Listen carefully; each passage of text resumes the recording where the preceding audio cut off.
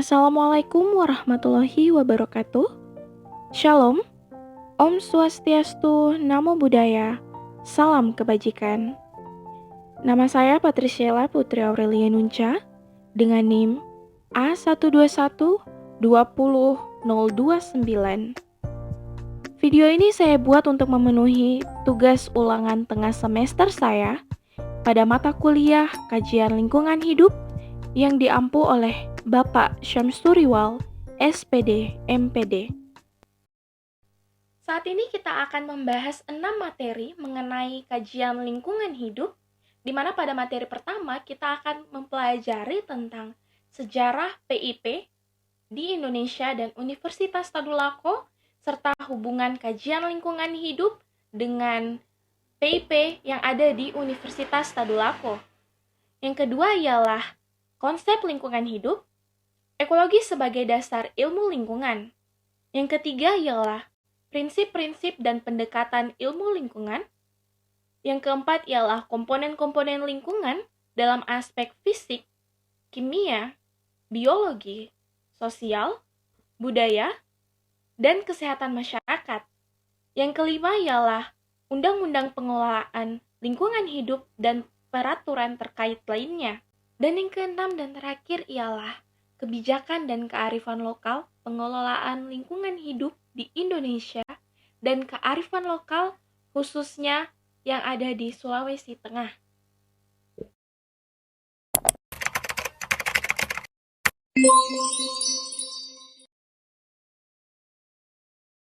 Menurut Kamus Besar Bahasa Indonesia, kata kajian yang berasal dari kata kaji berarti penyelidikan tentang sesuatu. Apabila seseorang sedang mengkaji sesuatu, berarti seseorang tersebut sedang belajar atau mempelajari, memeriksa, atau menyelidiki akan sesuatu hal yang akan menghasilkan suatu kajian. Sedangkan arti dari lingkungan hidup sendiri merupakan seluruh faktor luar yang mempengaruhi suatu organisme.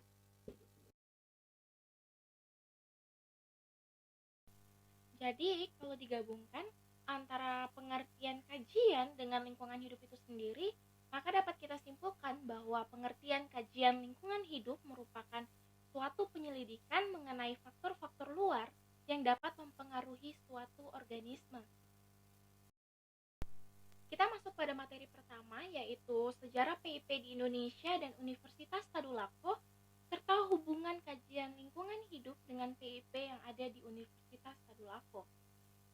Sejarah PIP di Indonesia dimulai dari sejarah suatu bangsa yang dapat dilihat perkembangannya melalui pendidikan yang dienyam oleh bangsa Indonesia. Sedangkan sejarah PIP di Universitas Tadulako mulai dicetuskan pada tahun 1982, namun masih terbatas dalam proses implementasi di bidang pendidikan. Hubungan kajian lingkungan hidup dengan PIP di UNTAD, yaitu kajian lingkungan hidup dijadikan sebagai PIP di UNTAD karena lingkungan hidup adalah kesatuan ruang dan semua benda, perilakunya, yang manusia dan perilakunya, yang mempengaruhi kelangsungan peri kehidupan dan kesejahteraan manusia dan makhluk hidup lainnya. Kita masuk pada materi kedua, di mana pada materi kedua ini kita akan membahas mengenai konsep lingkungan hidup, ekologi sebagai dasar ilmu lingkungan, di mana pengertian ekologi sendiri itu merupakan cabang ilmu biologi yang mempelajari interaksi antara makhluk hidup dengan makhluk hidup lain dan juga dengan lingkungan sekitarnya. Lingkungan, ekosistem, interaksi organisme, dan suksesi merupakan konsep dari ekologi. Jenis-jenis ekologi terbagi menjadi dua jenis, di mana jenis pertama merupakan ekologi hutan, di mana ekologi hutan merupakan studi yang mempelajari interaksi antara makhluk hidup dengan lingkungannya. Dan yang kedua merupakan ekologi laut. Ekologi laut adalah studi yang mempelajari tentang air di laut. Lingkungan hidup adalah sistem yang merupakan kesatuan ruang antara makhluk hidup dan komponen abiotik lainnya. Interaksi antara lingkungan alamiah dan sekitarnya membentuk sistem ekologi atau yang disebut biasa dengan ekosistem. Ekologi adalah cabang ilmu biologi yang mempelajari interaksi antara makhluk hidup dengan makhluk hidup yang lainnya dan juga dengan lingkungan sekitarnya. Dalam ilmu lingkungan, ekologi dijadikan sebagai ilmu dasar untuk memahami interaksi di dalam lingkungan.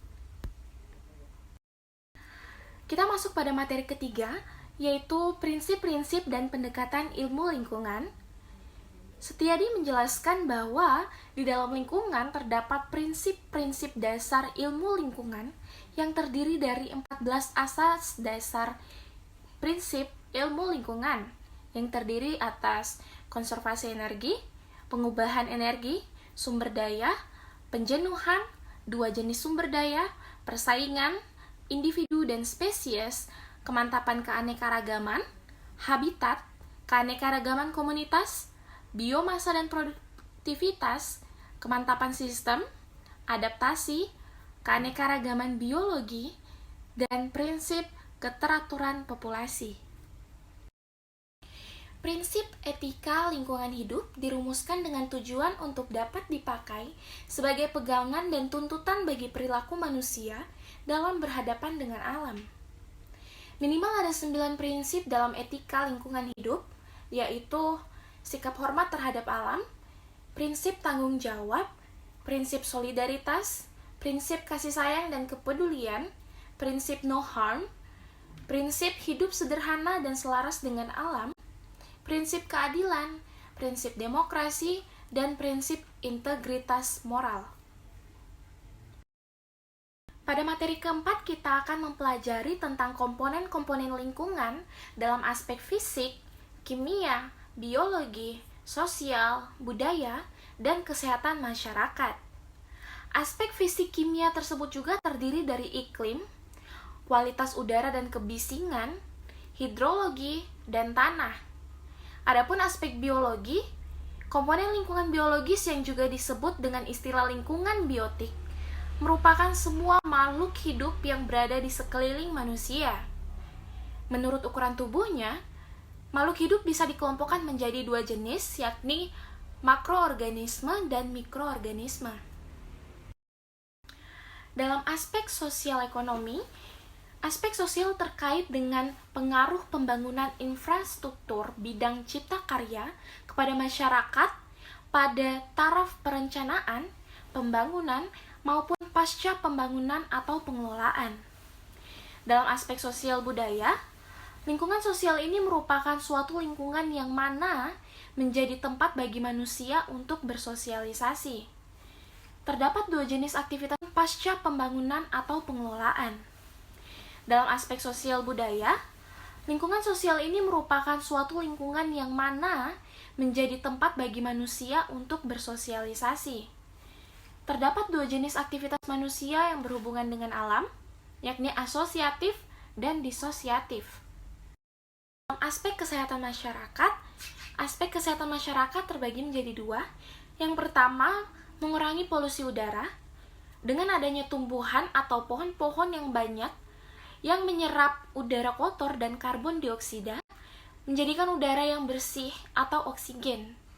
Yang kedua adalah mengurangi kebisingan dengan cara tumbuhan atau pohon-pohon mengabsorpsi suara melalui daun, cabang, dan ranting. Pada materi kelima, kita akan mempelajari tentang Undang-Undang Pengelolaan Lingkungan Hidup dan peraturan terkait lainnya. Memastikan lingkungan hidup selalu dalam keadaan baik sangat penting bagi kelangsungan kehidupan manusia serta makhluk hidup lainnya. Maka dari itu, perlu adanya upaya perlindungan dan pengelolaan lingkungan hidup yang baik. Untuk menciptakan hal tersebut, pemerintah Indonesia melalui pasal 22 Undang-Undang Cipta Kerja mencoba menyempurnakan peraturan mengenai perlindungan dan pengelolaan lingkungan hidup. Selain itu, telah diterbitkan Peraturan Pemerintah Nomor 22 Tahun 2021 tentang penyelenggaraan perlindungan dan pengelolaan lingkungan hidup sebagai peraturan pelaksana. Pada materi ke-6 dan terakhir, kita akan mempelajari tentang kebijakan dan kearifan lokal pengelolaan lingkungan hidup di Indonesia dan kearifan lokal khususnya di Sulawesi Tengah. Menurut bahasa, kearifan lokal terdiri dari dua kata, yaitu kearifan dan lokal. Dalam Kamus Besar Bahasa Indonesia, kearifan artinya bijaksana, sedangkan lokal artinya setempat. Dengan demikian, pengertian kearifan lokal menurut tinjauan bahasa merupakan gagasan-gagasan atau nilai-nilai setempat atau yang bersifat bijaksana, penuh kearifan, bernilai baik, yang tertanam dan diikuti oleh anggota masyarakatnya di tempat tersebut. Sementara Mondarjito mengatakan bahwa unsur budaya daerah potensial sebagai lokal jenius karena telah teruji kemampuannya untuk bertahan sampai sekarang. Ciri-ciri kearifan lokal tersebut adalah sebagai berikut. Yang pertama, mampu bertahan terhadap budaya luar, memiliki kemampuan mengakomodasi unsur-unsur budaya luar, mempunyai kemampuan mengintegrasikan unsur budaya luar ke dalam budaya asli, mempunyai kemampuan mengendalikan, mampu memberi arah pada perkembangan budaya. Kebijakan lingkungan hidup yang ada di Indonesia terdiri dari program pemanfaatan sumber daya hutan, program perlindungan dan konservasi sumber daya alam, program pengembangan kapasitas sumber daya alam dan lingkungan hidup, program pengendalian pencemaran lingkungan hidup, dan penegakan hukum bagi pihak yang merusak sumber daya alam dan lingkungan hidup. Berikutnya adalah kebijakan dan kearifan lokal pengelolaan lingkungan hidup di Sulawesi Tengah. Yang pertama ada kebijakan pengelolaan lingkungan hidup di Sulawesi Tengah, kebijakan yang mengatur pengelolaan sumber daya alam di Sulawesi Tengah mengikuti arah orientasi dan kebijakan nasional yang bertumpu pada pertumbuhan ekonomi berbasis investasi yang telah memberikan dampak buruk terhadap keberlanjutan pengelolaan lingkungan hidup. Yang kedua, kearifan lokal pengelolaan lingkungan di Sulawesi Tengah. Di Sulawesi Tengah pada umumnya dan masyarakat Kaili khususnya memiliki kearifan lokal dalam melestarikan ungkapan-ungkapan pantangan atau pamali dan upacara adat lainnya. Yang ketiga adalah kearifan lokal masyarakat Kaili. Masyarakat nelayan pesisir Danau Lindu, alat penangkapan ikan dengan teknologi sederhana yaitu pukat atau jaring yang disebut landa dalam bahasa Kaili dan pancing disebut peka dalam bahasa Kaili atau kipu yang biasa dalam bahasa Indonesia disebut dengan penangkap ikan. Untuk menjaga eksistensi Danau Lindu, diberlakukan pantangan atau tabu menangkap ikan pada masa atau waktu tertentu yang disebut dengan masa ombo, kearifan lokal dalam bentuk pelarangan dalam bentuk penangkapan ikan.